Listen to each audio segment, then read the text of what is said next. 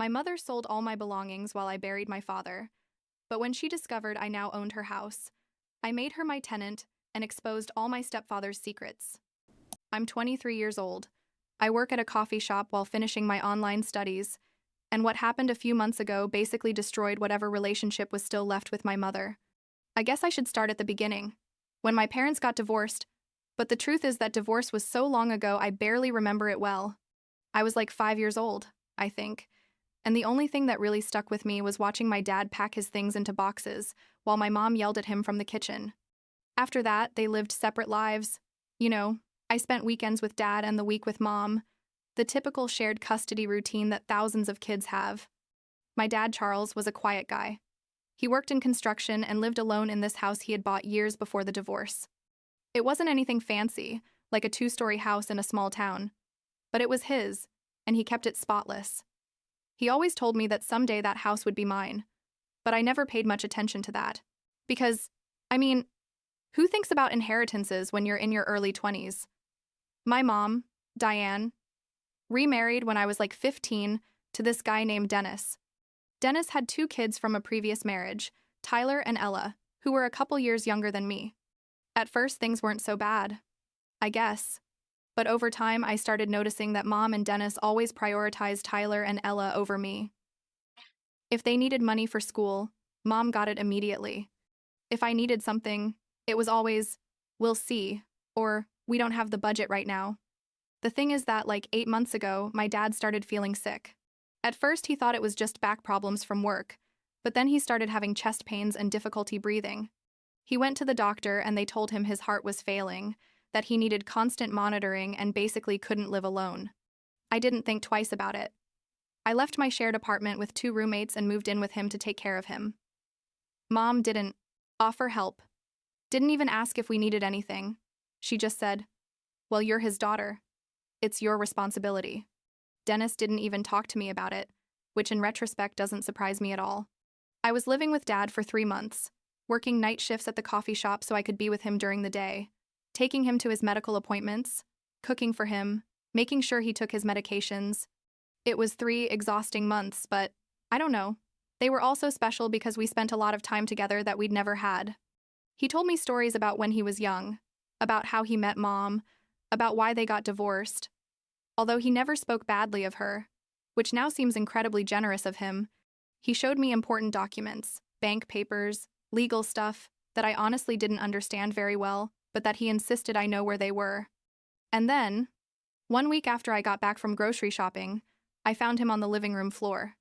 He'd had a massive heart attack, and by the time the ambulance arrived, it was too late. He was 52 years old. I was 23 and had just lost the only person in my family who really made me feel valued. The following days were a complete blur, calls to the funeral home, arranging the service, contacting relatives.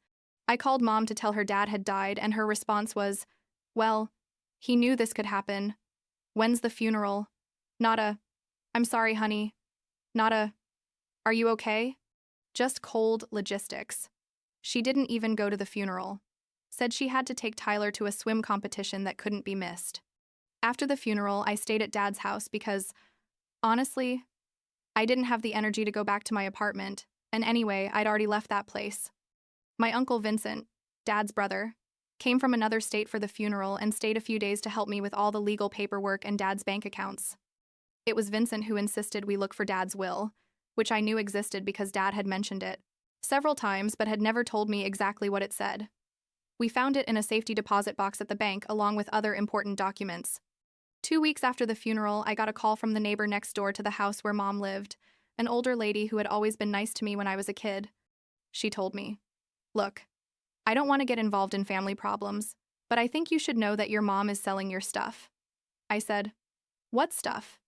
And she explained that Mom had put up ads on Facebook Marketplace, selling my clothes, my books, my furniture, basically everything I had left at her house when I moved in with Dad. And not only that, she was telling everyone that I had moved out permanently and that I had abandoned my things, that she had the right to get rid of them. I got in the car and drove straight to Mom's house, which was like 40 minutes from where Dad's house was. I got there and knocked on the door, and when Mom opened it, she had that fake surprise face, like, "Oh honey, what a surprise. I didn't know you were coming." I asked her directly. Why are you selling my stuff? And she immediately got defensive, told me I hadn't been around for months, that they needed the space to convert my old room into an office so Dennis could work from home, that I clearly didn't live there anymore, and that she had every right to do whatever she wanted with the space in her house. Dennis appeared behind her and basically told me to stop making drama, that I was an adult, and it was time I stopped, depending on my parents. I reminded him that I had just lost my father 2 weeks ago, and he just shrugged and said, well, life goes on. Mom then confessed that she had already sold most of my stuff, and that she had spent the money buying Ella a used car because she needed transportation to get to college. We're talking about her selling my clothes, my childhood books, an old laptop that still worked, furniture that Dad had given me when I first moved out, everything. And she used that money to benefit my stepsister while I was literally grieving my father. Right there on her porch, I told her this was unforgivable, that I couldn't believe she had done something like this to me at the worst moment of my life. Mom started crying and saying that I had always been selfish, that I never thought about family, that she was also going through a difficult financial situation, and that I didn't understand the pressure of maintaining a family. I yelled at her, I was your family. And she responded, you left to take care of your father and abandoned us, as if taking care of my dying father was a betrayal to her. Dennis told me to leave his property or he'd call the police, and I left because I was so angry I knew if I stayed I was going to say things I'd regret. I drove back to Dad's house crying the whole way, called Uncle Vincent and told him everything. He told me we needed to review the will immediately, that there was something important I needed to know. Turns out Dad had updated his will 2 years before he died, and in that will, he left his house completely and totally in my name. Not split between Mom and me, not with conditions, just mine. The house where Mom and Dennis lived was Dad's house. When my parents got divorced like 18 years ago, Dad had given Mom the right to live in that house until I turned 25, or until she remarried, whichever came first. But Mom had remarried Dennis like 8 years ago, and according to the divorce agreement, that meant technically the house was no longer hers to live in without paying. But Dad had never done anything about it, had never kicked her out or asked for rent. Basically let her live there for free all these years, because he didn't want to create problems, and because he thought I needed stability, having a home with Mom. And then when he updated his will 2 years before dying, he specifically put that the house passed completely to my name, with no rights for Mom. Uncle Vincent explained to me that this meant I was legally the owner of the house where Mom and Dennis lived, that they had basically been living in my house without knowing it, and that I had every legal right to do whatever I wanted with that property. I'm not going to lie. When I realized this, I felt a mix of emotions. Like, on one hand, I was incredibly grateful to Dad for thinking of me and securing my future, but on the other hand, I was furious, because that meant Mom had been living for free in a house that technically wasn't hers while treating me like garbage and selling my belongings. Vincent helped me organize all the legal papers. We got certified copies of the will, the original divorce agreement, the deed to the house, everything. He told me we had to go together to talk to Mom and Dennis and show them the documents, that this was going to be ugly, but it was necessary. 2 days later, Vincent and I showed up at the house. Mom opened the door, and when she saw Vincent, there, her face completely changed, like she knew something serious was happening. Dennis was in the living room watching TV, and when he saw us come in, he stood up and asked what we wanted.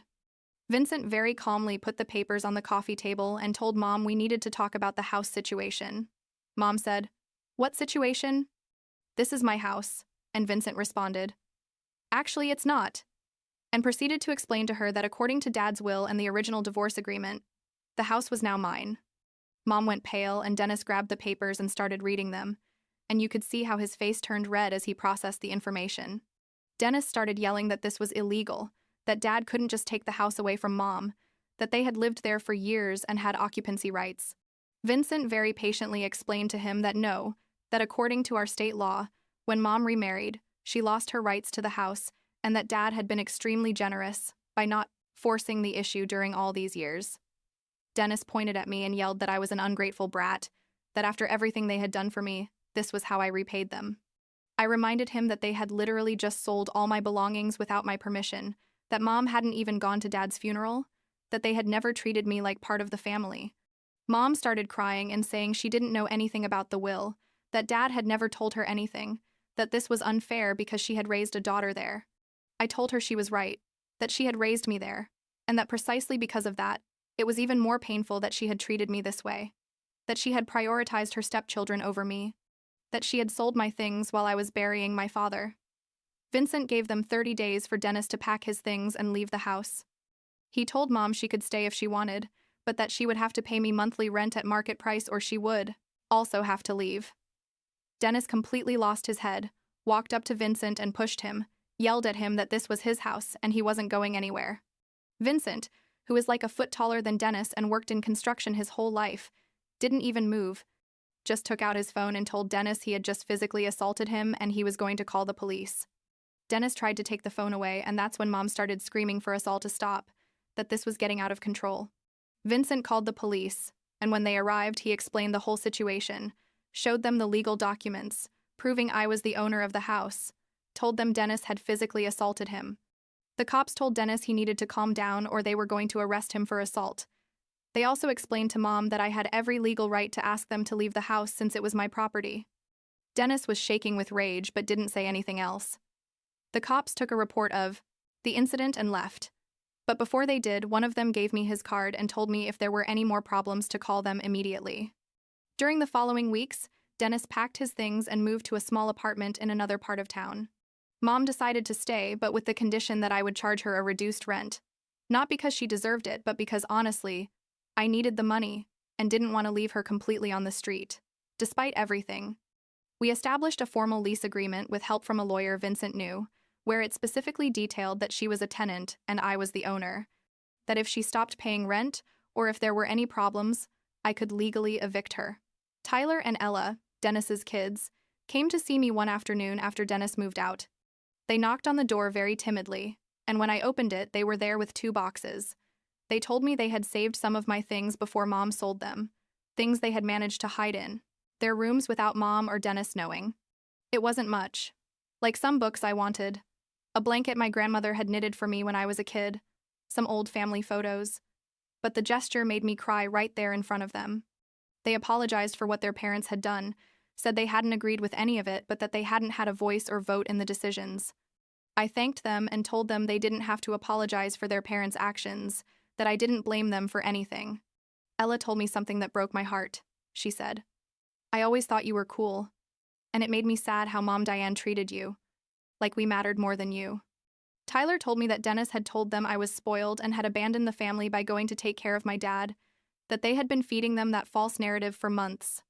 I explained my version of events to them, and I could see on their faces that they were processing all this new information, like reevaluating everything. They thought they knew about the situation. About 2 months after all this, I got a call from a woman who identified herself as Dennis's ex-wife. She told me Dennis owed her years of child support for Tyler and Ella, that he had been evading payments using various legal strategies, but that she had finally found a way to take him to court. She asked me if I knew where Dennis was living now because the last addresses she had were no longer valid. I gave her his new apartment address and she thanked me, but then she asked me if I knew anything about Dennis's finances, if he had properties or assets that could be seized to pay the debt. I told her the whole story.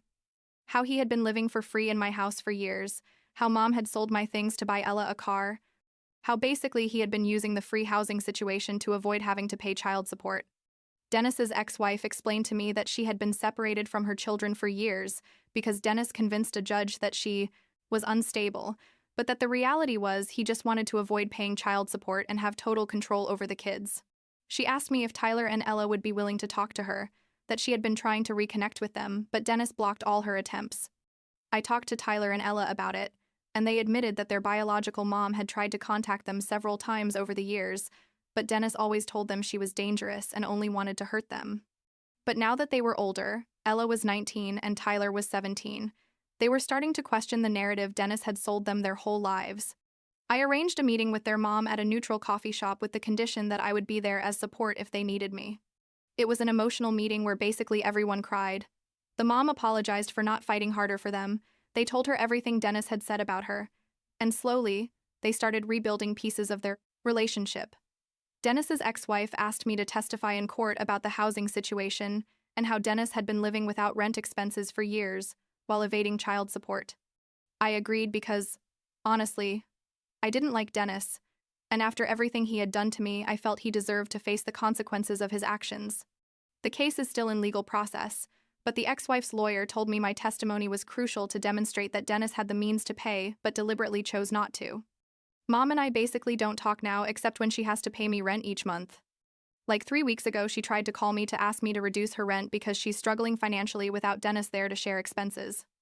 I told her the rent was already below market price, and if she couldn't afford it, she could look for a more affordable place.